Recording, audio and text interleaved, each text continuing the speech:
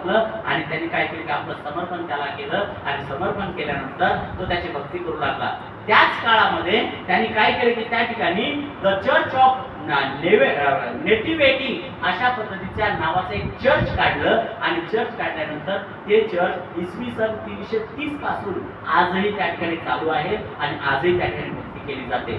प्रेजनो, आज लक्षात घ्या की ते चर्च आजच्या ख्रिसमसच्या दिवशी देखील भरलेलं आहे. देवाची योजना होती त्या राजाच्या विषयी, ते चर्च काढण्याच्या विषयी. आज तुमची माझी या ठिकाणी ही देवाची योजना आहे. या योजनेप्रमाणे आपण या ठिकाणी आलेलो आहोत आणि म्हणून आज देवाची योजना आपल्या जीवनात पूर्ण होण्यासाठी कोणी थांबू शकत नाही. आपल्या जीवनात ती पूर्ण होणार. अगदी तसंच सुद्धा आज प्रभू येशू ख्रिस्ताकडे जर आपण आलो तर त्याला धन्यवाद द्या की प्रभू आज तू मला तारण्यासाठी या जगात आलेला आहे. ख्रिसमस जे आहे, ख्रिसमस हे 3 गोष्टींचा ख्रिसमसचा जो उद्देश आहे, येशू ख्रिस्ताच्या जन्माचा उद्देश किंवा एक ख्रिसमस साजरा करण्याचा उद्देश, हा 3 गोष्टीमध्ये त्याचा उद्देश विभागला जातो.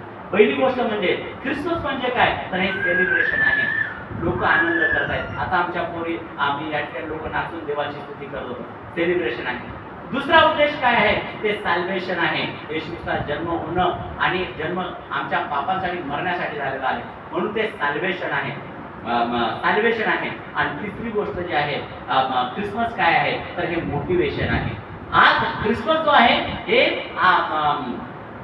ख्रिसमस जे आहे हे मोटिवेशन आहे. म्हणजे सेलिब्रेशन, सॅल्वेशन आणि मोटिवेशन हा ख्रिसमसचा अर्थ आहे. आज उत्सव करणं आमच्यासाठी उत्सवाचाच दिवस आहे, म्हणून आज आम्ही उत्सव करतो.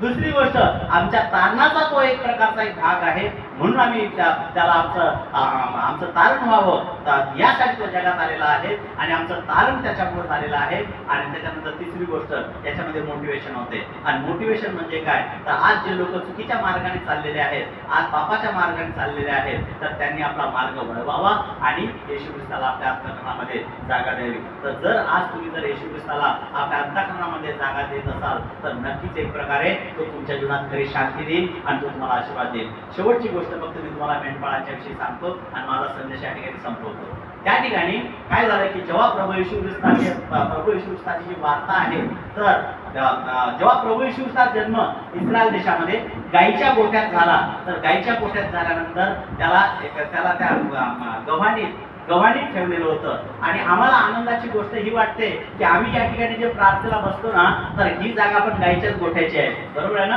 ही देखील गाईच्याच गोठ्याची आहे. आणि लांजात एक प्रकारे जे काही आमचं चर्च चालू झालं, तर हे गाईच्या गोठ्यातून चालू झालं आणि याचा देखील आम्हाला खूप मोठा आनंद आहे. नक्कीच एक प्रकारे ही जागा अशी तशी नाही आहे, खूप एक प्रकारे देवाने आशीर्वादित केलेली ही जागा आहे. आणि म्हणून आज आम्हाला या गाईच्या गोठ्यातून आमची सुरुवात या ठिकाणी झालेली आहे. प्रेजन हो, आम्ही पाहतो की जेव्हा येशू ख्रिस्ताचा जन्म गाईच्या गोठ्यात झाला, तर त्या काळी जे मेंढपाळ लोक होते, तर हे मेंढपाळ काय करत होते की आपले मेंढर राखत होते. आणि तुम्हाला माहिती असेल, जर तुम्ही काही मेंढपाळ लोकांना बघितलं असेल तर रात्रीचे ते झोपत नाहीत. का?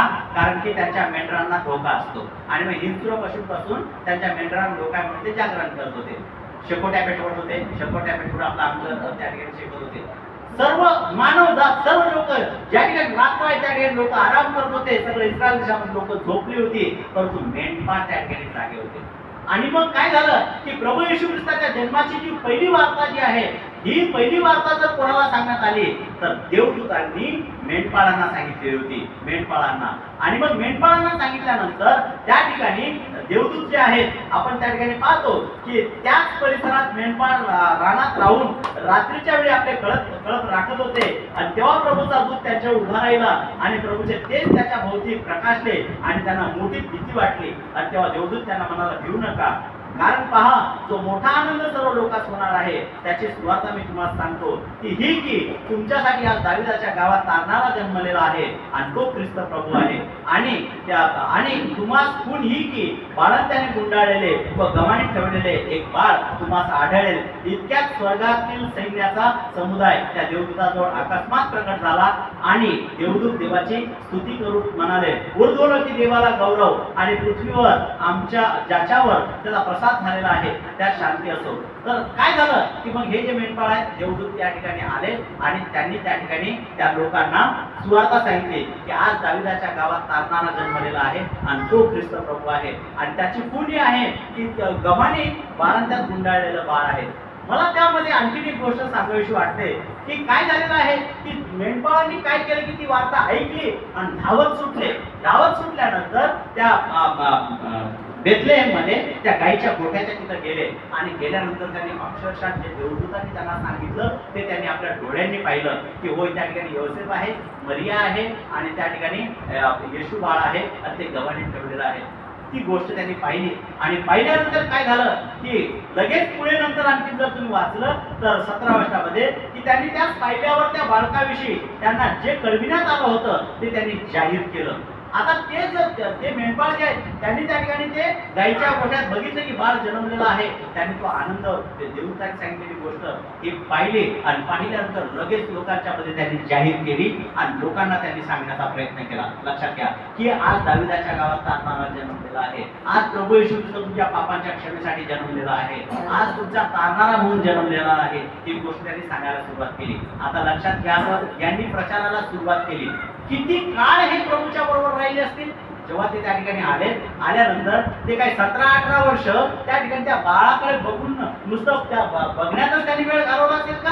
नाही, त्यांनी फक्त बघितलं आणि बघितल्यानंतर ज्या लोकांना येशू माहिती नाही त्यांना सांगण्यासाठी त्यांनी सुरुवात केली. प्रेजरो तुम्ही आणि मी या ठिकाणी जे आहोत आज मी 30 वर्ष प्रभू येशू ख्रिस्ताची भक्ती करतो आणि मी त्याला ओळखलेला आहे. माझ्या जीवनात त्यांनी अद्भुत गोष्टी केलेल्या आहेत. माझ्या घरातले त्यांनी आजार विकार बरेचसे नाहीसे केलेले आहेत. ज्या त्या गोष्टींसाठी मी प्रार्थना केली त्यांनी माझ्या प्रार्थनाची उत्तरं दिलेली आहेत. त्यांनी मला जास्त दिलं आणि त्याच्यामुळे मी त्याला जास्त दिलं. काय दिलं? मी माझं जीवन त्याला देऊन टाकलं. आणि मग दिल्यानंतर लक्षात घ्या की आज तुम्ही या ठिकाणी जे बसले 17-18 वर्षापासून तुम्ही या ठिकाणी बसलेले आहात. जर 17-18 वर्षापासून तुम्ही बसता तर तुम्ही किती लोकांना येशू ख्रिस्त जाहीर केलेला आहे याचा विचार करा.